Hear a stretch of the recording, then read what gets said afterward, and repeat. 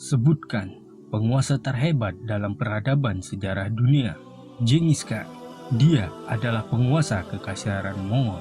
Thutmose, dia adalah penguasa kekaisaran Mesir. Darius, dia adalah penguasa kekaisaran Persia. Alexander, dia adalah penguasa kekaisaran Macedonia. Papinas, dia adalah penguasa kekaisaran Roma.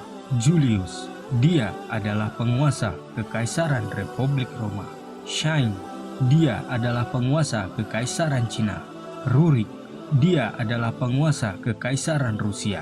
Attila, dia adalah penguasa kekaisaran Han. Charles, dia adalah penguasa kekaisaran Prancis. Dan tahukah kita bahwa para sahabat mulia terdapat seorang prajurit terhebat sepanjang masa. Ia adalah seorang panglima dan seorang penakluk yang tidak pernah kalah di medan pertempuran, menaklukkan kekuatan superpower pada masanya.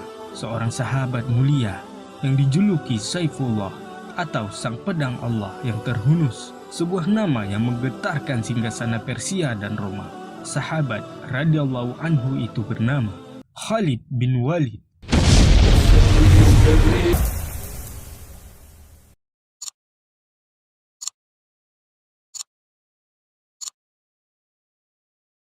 القول قول الصوارم كي تسترد المظالم.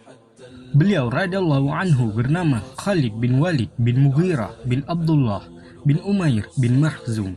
Beliau dikenal sebagai panglima yang tak pernah kalah dalam setiap medan pertempuran, baik pada saat keislamannya maupun masa jahiliyah.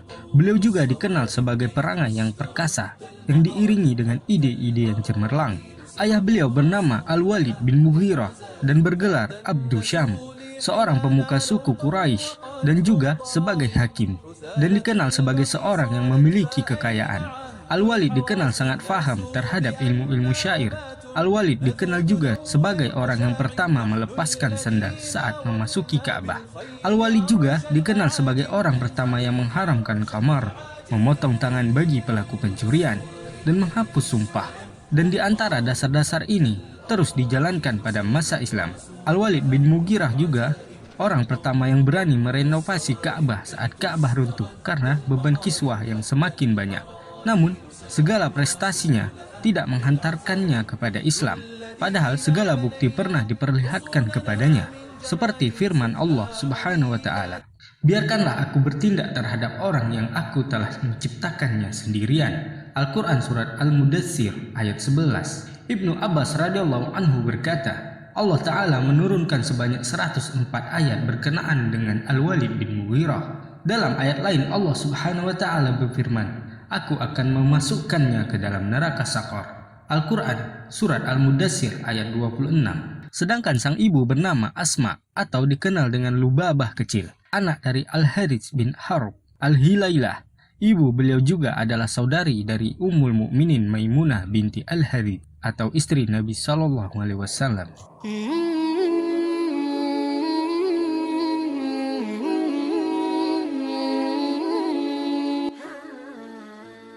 Khalid bin Walid radhiyallahu anhu sangat digemari oleh kalangan Quraisy karena perangainya yang begitu kuat dan pemikirannya dalam menyusun sebuah strategi pertempuran yang dapat membalikkan keadaan saat sudah terjepit, seperti yang dilakukannya sebelum masuk Islam.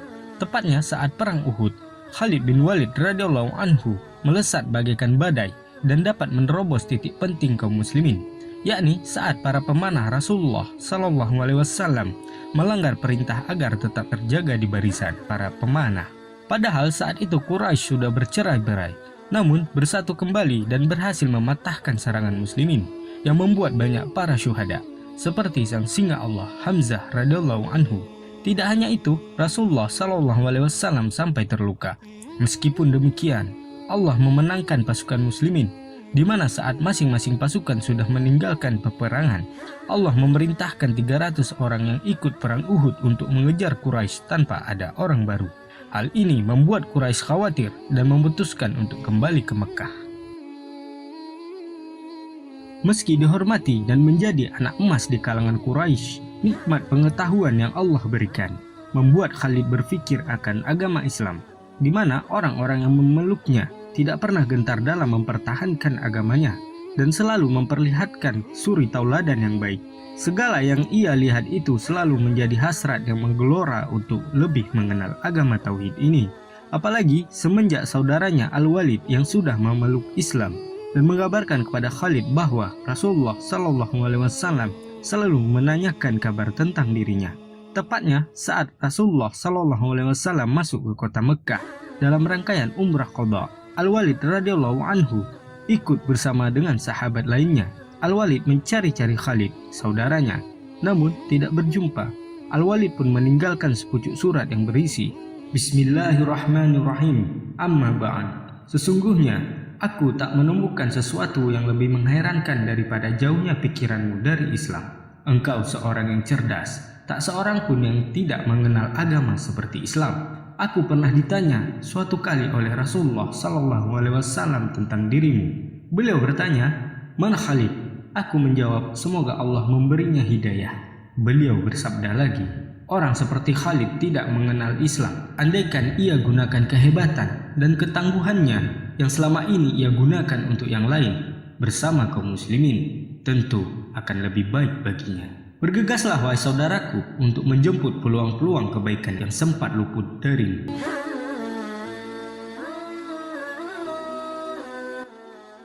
Setelah membaca surat tersebut, hati Khalid terenyuh dan berdebar. Rasa cinta yang terpendam kepada Islam, terlebih lagi manusia terbaik di alam semesta, menanyakan kabarnya. Ditambah lagi saat suatu hari Khalid bermimpi di mana ia berada di sebuah daerah yang gersang, tidak ada tanaman maupun air. Lalu dalam mimpinya ia pindah di suatu daerah yang hijau dan luas, yang kelak ditafsir oleh sahabat mulia Abu Bakar radhiyallahu anhu bahwa tempat yang gersang itu adalah saat ia masih berada dalam naungan jahiliyah. Sementara tempat daerah yang hijau itu adalah tempat hijrahnya ke Madinah. Lalu setelah terbangun ia pun sadar bahwa mimpinya ini syarat untuk menuju kebaikan. Tanpa menunggu lama, ia pun menyiapkan perbekalan selama perjalanan. Sebelumnya, ia juga menjumpai Safwan dan Ikrimah radhiyallahu anhu yang saat itu masih dalam keadaan jahiliyah untuk mengajak mereka masuk Islam. Namun mereka menolak. Lalu dalam perjalanannya, ia berjumpa dengan Utsman bin Talhah serta Amr bin As di perjalanan lainnya. Ketiganya pun menemui Rasulullah SAW untuk mengikrarkan keislamannya. Ketiga sahabat mulia ini meminta agar Rasulullah SAW mendoakan kebaikan dan memohon kepada Allah Subhanahu wa Ta'ala agar mengampuninya, dan Rasulullah SAW pun mendoakan mereka. Keislaman mereka pun terdengar di telinga Quraisy dan membuat gempar para pemuka-pemukanya, karena seperti yang diketahui, ketiganya adalah anak emas bagi Quraisy karena prestasi yang luar biasa. Segala prestasinya kini berbalik ke arah muslimin. Dan dengan kehendak Allah, Khalid bin Walid radhiyallahu anhu menjadi prajurit dan panglima yang selalu memperoleh kemenangan.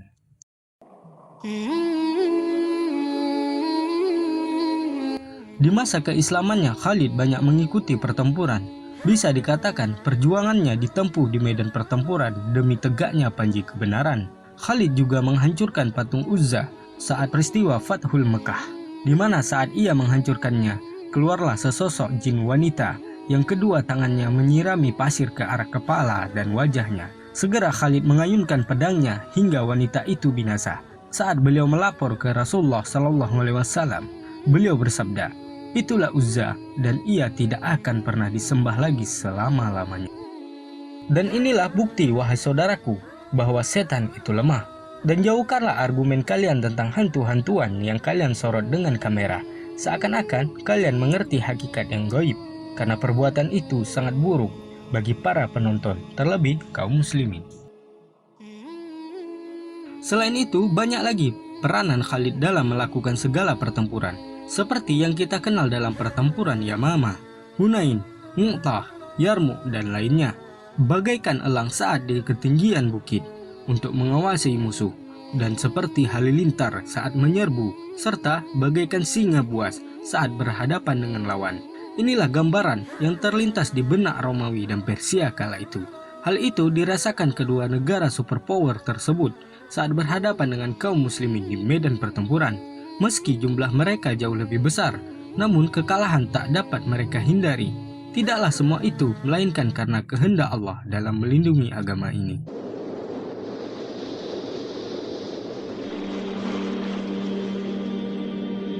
Baiklah, sedikit kami jelaskan beberapa pertempuran yang sangat dramatis. Di antaranya ialah pertempuran Mu'tah, di mana kaum muslimin yang berjumlah 3.000 pasukan harus menghadapi 200.000 pasukan gabungan Romawi dan suku Ghassan. Perlu diketahui, awal mula konflik ini dalam sejarah dijelaskan ketika terjadi kesepakatan Hudaybiyah. Rasulullah SAW banyak menuliskan surat-surat yang ditunjukkan ke pemimpin dunia untuk mengajak mereka masuk dalam agama ini. Salah satu di antaranya, Rasulullah SAW mengutus Al-Harits bin Umair Al-Azdi untuk mengantarkan surat kepada pembesar Basrah. Namun di tengah perjalanan, Syurahbil bin Amir Al-Ghassani menjegat utusan Nabi dan membawanya ke hadapan Kaisar di Syam hingga membunuh utusan Nabi SAW. Perlu diketahui, pembunuhan terhadap utusan sebuah tindak kriminal yang tidak diperbolehkan sama sekali, baik dari kerajaan Islam maupun kerajaan non-muslim. Hal ini sangat tercela dan sebuah tantangan tersulutnya sebuah api peperangan. Setelah mendapat kabar wahyu, maka Rasulullah SAW sangat marah dan menyiapkan pasukan yang sangat besar pada masa itu dengan membentuk pasukan sebanyak 3.000 personil yang bernama Zaid bin Haritsah, Ja'far bin Abi Thalib, dan Abdullah bin Rawahah radhiyallahu anhu ajmain, dengan penunjukan secara berkala. Jika Zaid wafat, maka Ja'far menggantikannya, dan jika Ja'far wafat, maka Abdullah bin Rawahah menggantikannya. Selain itu, Rasulullah SAW menetapkan rambu-rambu peperangan seperti tidak boleh membunuh anak-anak, wanita, dan orang tua, serta tidak boleh menyerang tempat ibadah mereka, tidak boleh memotong pepohonan, atau merobohkan sebuah bangunan. Sumber kitab Rahmatan lil Alamin. Sungguh ini sebuah kemuliaan dan memang inilah Islam, bukan seperti orang yang gegabah dan brutal.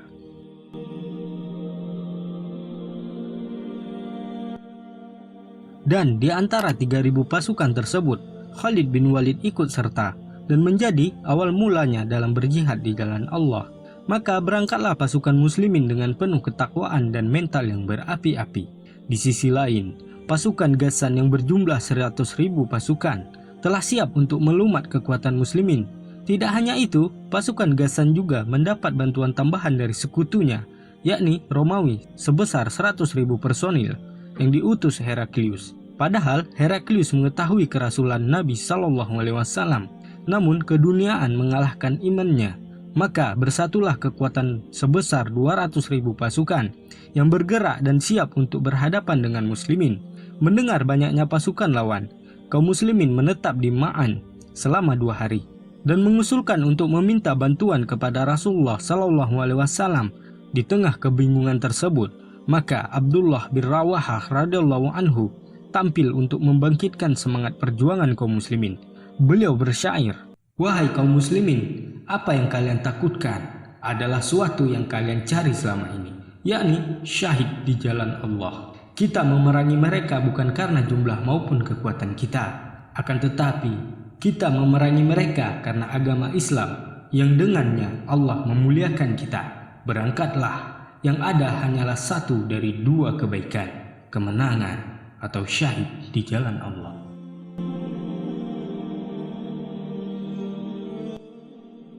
Mendengar perkataan tersebut, kaum muslimin bangkit. Jiwa mereka bagaikan gelombang yang siap menerjang apapun yang berada di hadapannya.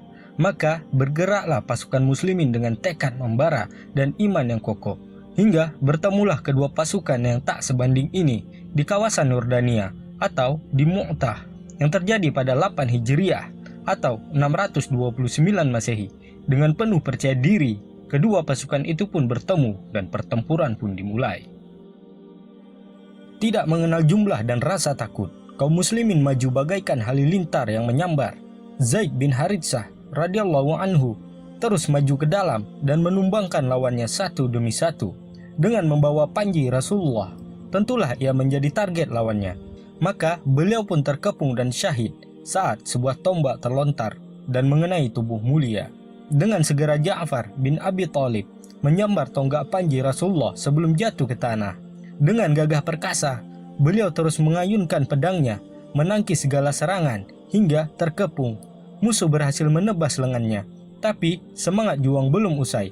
Beliau terus memeluk panji tauhid itu dengan lengan satunya. Musuh pun menebas lagi lengan keduanya. Beliau radhiyallahu anhu terus berjuang agar bendera tersebut tidak jatuh. Beliau menjepit bendera tersebut hingga akhirnya beliau pun syahid di jalan Allah.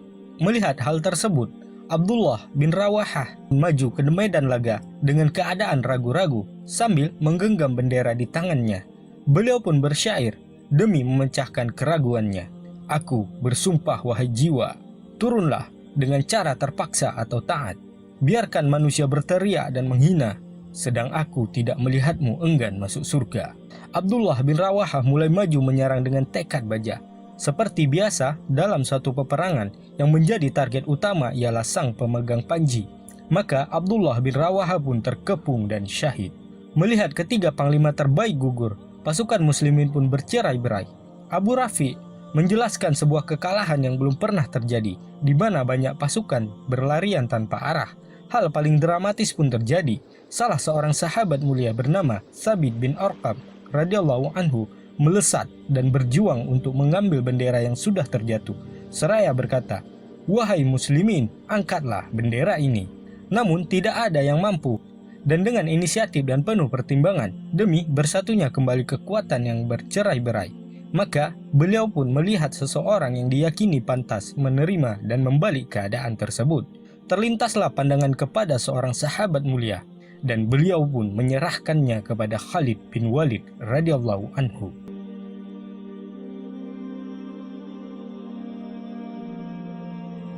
Beliau berkata, "Wahai Khalid, pimpinlah kami." Khalid berkata, "Bukankah engkau lebih dulu masuk Islam daripada aku?" Sahabat mulia ini berkata, "Dalam urusan ini engkaulah yang lebih pantas wahai Khalid." Khalid bin Walid pun segera mengambil alih dan mengibarkan bendera setinggi-tingginya. Dengan suara keras beliau bertakbir. Hal ini dilakukan agar pasukan muslimin kembali bersatu dalam barisan. Dalam sejarah dijelaskan, Khalid bin Walid radhiyallahu anhu memulai perannya. Saat kedua pasukan beristirahat, beliau memerintahkan kaum muslimin untuk tidak beristirahat. Beliau membagi-bagi pasukan yang tersisa 50-50 dan memerintahkan semuanya mengganti pakaiannya. Lalu beliau juga memecah barisan muslimin yang awalnya di depan beralih ke belakang, yang belakang ke samping, yang samping ke depan. Selain itu, beliau juga memerintahkan agar setengah pasukan menghadapi musuh dan setengahnya lagi menjauh ke arah Madinah dan masuk ke barisan setelah diberi aba-aba dengan cara beransur-ansur. Dan juga yang menarik, beliau memerintahkan mereka untuk mengumpulkan pelepah kurma yang akan digunakan saat peperangan. Hal ini dilakukan agar saat mereka bergabung, pelepah kurma tersebut akan menyeret debu-debu, sehingga membuat keadaan seakan-akan berkabut debu dan musuh akan menyangka bantuan besar telah datang.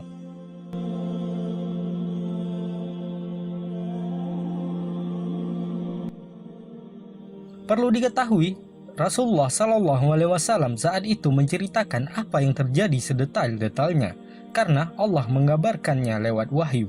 Rasulullah Shallallahu Alaihi Wasallam bersabda, "Yang pertama memegang bendera adalah Zaid, lalu ia gugur. Kemudian diambil oleh Ja'far, lalu ia gugur. Lalu diambil oleh Abdullah bin Rawahah, dan ia juga gugur." Kedua mata beliau meneteskan air mata. Beliau Shallallahu Alaihi Wasallam melanjutkan sabdanya, "Akhirnya bendera dipegang oleh sang pedang Allah hingga Allah memberi kemenangan atas mereka." Informasi itu berdasarkan wahyu yang beliau terima. Kemudian beliau Shallallahu Alaihi Wasallam sampaikan kepada orang-orang Madinah sebelum mereka mendapatkan informasi.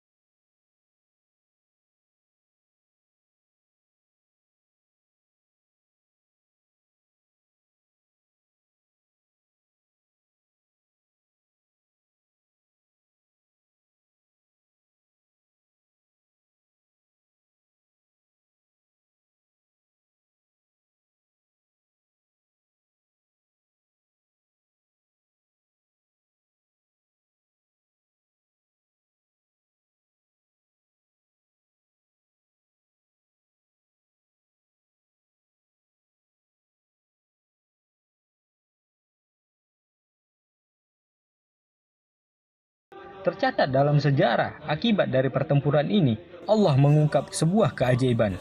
Bagaimana pasukan yang hanya berjumlah 3.000 personil mampu berhadapan dengan pasukan yang berjumlah sekian kali lipat, yakni 200.000 personil terlatih. Meski sempat menuai kekalahan, namun Allah mampu membalik keadaan tersebut lewat Khalid bin Walid radhiyallahu anhu. Padahal masa itu Romawi salah satu negara adidaya. Hingga dampak positif dari pertempuran ini, kaum muslimin yang awal dianggap sebelah mata oleh Romawi dan Persia mulai diperhitungkan dan membuat kabilah-kabilah yang selama ini memberontak terhadap kaum muslimin menjadi tunduk. Di antaranya Bani Sulaim, Ashja, Galtafan, Zufyan, dan Fazarah. Di perang ini juga 9 pedang Khalid bin Walid patah dan yang tersisa di tangannya hanya pedang buatan Yaman. Dan awal mula julukan beliau sebagai sang pedang Allah yang terhunus. Dan perang ini juga awal dari pertempuran besar berikutnya antara pasukan muslimin melawan Romawi di perang Yarmouk, yang insya Allah akan kita bahas di lain waktu.